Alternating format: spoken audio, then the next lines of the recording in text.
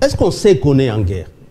C'est peut-être nous, comme vous le dites, c'est les PPRD-CMA qui croient qu'on est en guerre, mais pour nous, du pouvoir, nous savons qu'il n'y a pas de guerre. Qu'il y a même toujours c'est des discours dans l'Union sacrée que c'est une guerre arrangée. Tout ça, on a encore suivi. Surtout lorsque c'est Félix qui a, lui, à cette manière de Kadima ici, obtenu la majorité à 100%. Parce que même ceux qui sont opposants, là, qu'on dise, c'est qui Moutamba ou quelque chose là, et puis ensemble, ils n'ont fait qu'accompagner pour qu'on dise qu'il y a eu quand même la participation. Le M23, selon vous, c'est des Congolais ou c'est des Rwandais? Oh là là. Qui les connaît mieux que ceux qui les ont appelés ici? Parce que le porte-parole là... Est-ce que cette histoire a commencé avec le régime Tshisekedi, le M23? En tout cas, ce qu'on nous a dit, c'est cela. Le M23 qui est là, le porte-parole, c'est celui qui dit « j'étais avec les Sphinx », c'est lui qui nous a demandé à aller à Kigali, et c'est lui le porte-parole là-bas. C'est lui qui a informé les gens qu'ils étaient ici 14 mois, bien logés, aux frais du trésor public. C'est lui. C'est quelqu'un de l'IDPS qui est là. Et il n'est pas le seul. Monsieur Ferdinand, le M23, c'est des Congolais? Je dis, vous les connaissez mieux que moi. Moi, je ne les ai jamais rencontrés. Vous les avez invités, est-ce que vous les connaissez mieux? Santé, je crois que c'est un citoyen libre. En plus d'être un citoyen libre, un Congolais qui a ses activités particulières. Il a une vie privée aussi qui est consacrée selon notre constitution. Et que donc, je pense qu'il n'a pas de compte à rendre à Augustin Kabouya. Et depuis qu'il a lancé cette blague, je crois que lui-même s'est dit, il a vite refermé ça. C'était une blague. De la part du secrétaire de l'UDPS. Parce que qu'est-ce qui était sérieux dedans? Avec tout ce qui s'est déroulé après c'était finalement les débats, les présidents lui-même portés disparus au Rwanda, en Belgique, en France. Que les 17 mai, ce n'était pas le jour de la libération, c'était plutôt le jour de l'occupation, parce que Laurent Désiré était venu avec des Rwandais qui ont refusé de quitter notre sol, et aujourd'hui, tous les malheurs que nous avons, c'est grâce à ces conglomérats d'aventuriers. Ah, heureusement que tu l'as dit. Ces Rwandais dont vous parlez, ils étaient là avant Musée, vous le savez. Parce qu'on avait encore chassé une partie au temps de la conférence nationale souveraine. S'il n'y avait pas de Rwandais, comme vous le dites, avant Musée, et que ce soit Musée qui soit venu avec eux, pourquoi en 1971? Parce que Tshisekedi et les autres refusaient ce que Bisengeman avait proposé. Vous parlez de Tshisekedi. Parce que le père qui lui était vice-président et que c'est lui qui a présidé la séance plénière de la loi de 72. Vous racontez n'importe quoi. Après Tshisekedi a vu... Il faut savoir assumer. Moi, j'ai toujours pensé que cette histoire qui est devenue finalement complexe, qu'on dit nationalité rwandaise ou douteuse de tout ce que ça fait comme parcours, où nous partons à 71, finalement 72, 81 on aurait eu cette nationalité. En 90, lors de la conférence nationale, on voit déjà être chassés de la conférence nationale alors qu'ils étaient ensemble ici, toujours dans les impairs. En 90, ils sont chassés qui sont rwandais. Ils reprennent, ils commencent maintenant la guerre. Vous lui donnez des terres. J'ai dit Kagame réclame des terres. Quand il réclame des terres, vous avez vu Musée leur donner des terres, vous avez vu les Raïs leur donner des terres.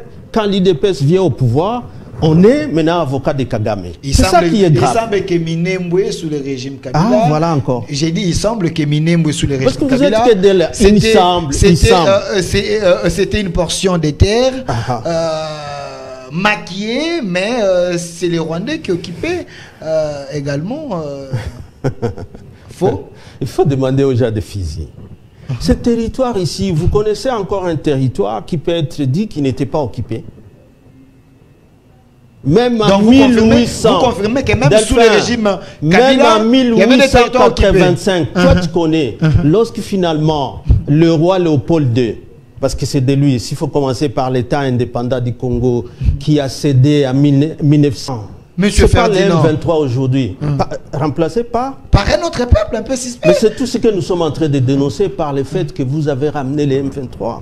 Enfin, vous, l'IDPS, quoi. Qui ont ramené le M23? Non, je suis journaliste, je fais que poser des questions. Non. Je ne suis pas de l'IDPS.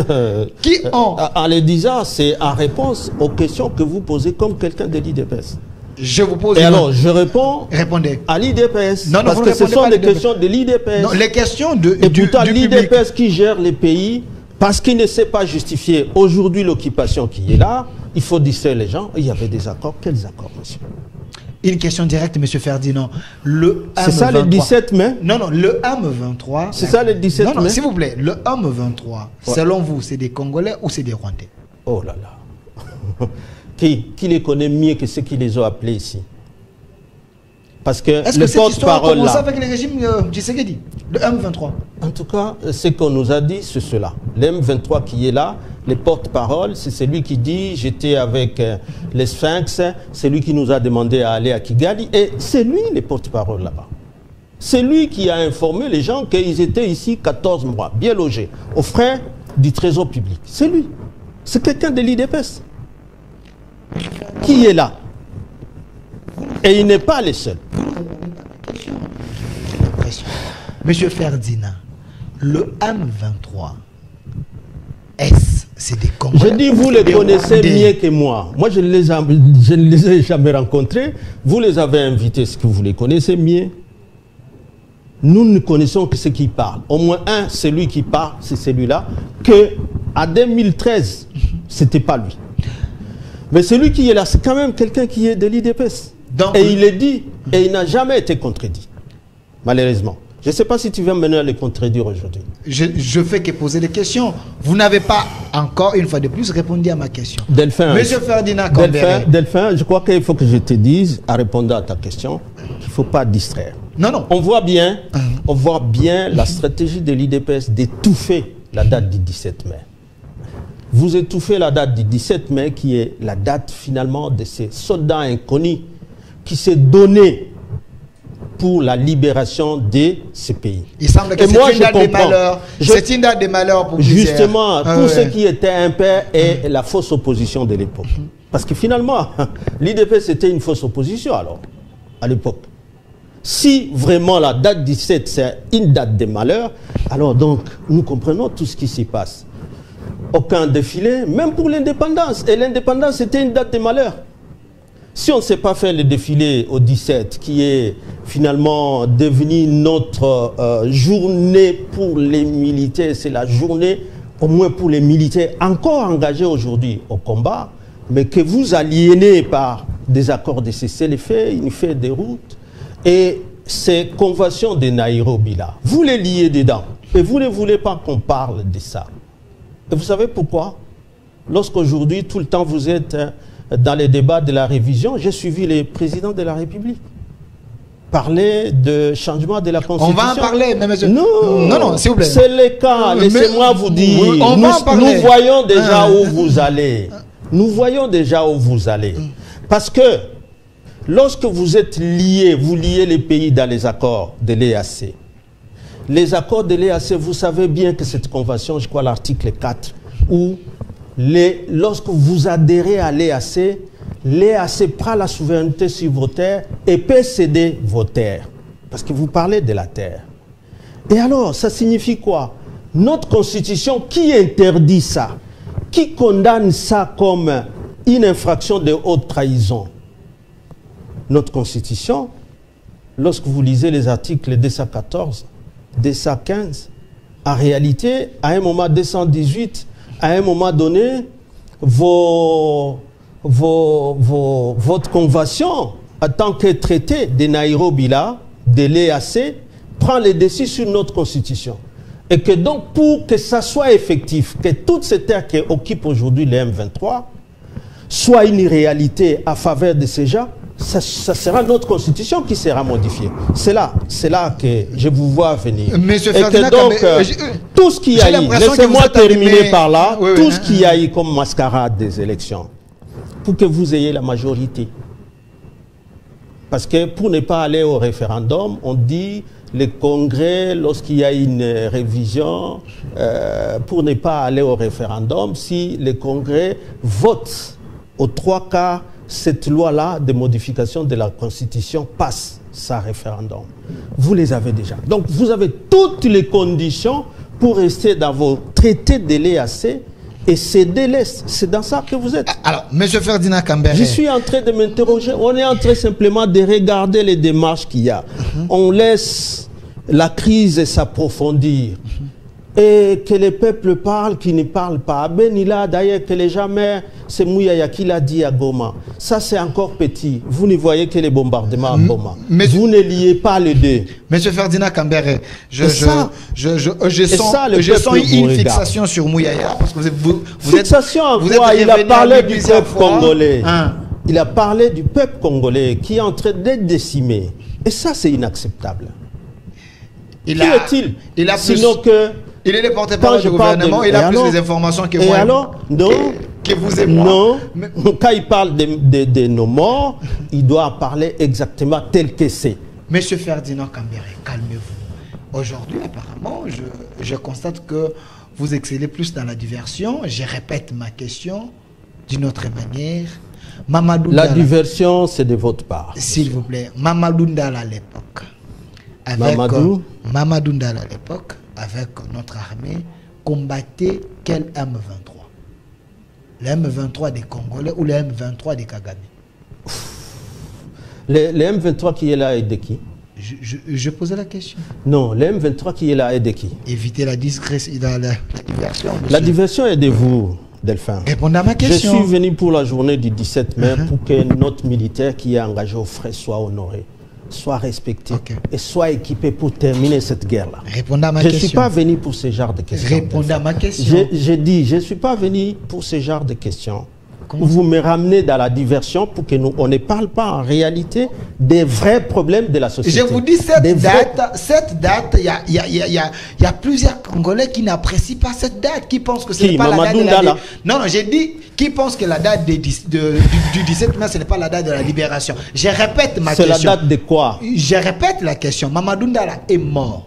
Parce qu'avec notre armée de l'époque, on combattait le M23. C'était quel M23? Le M23 des Congolais ou des Kagame?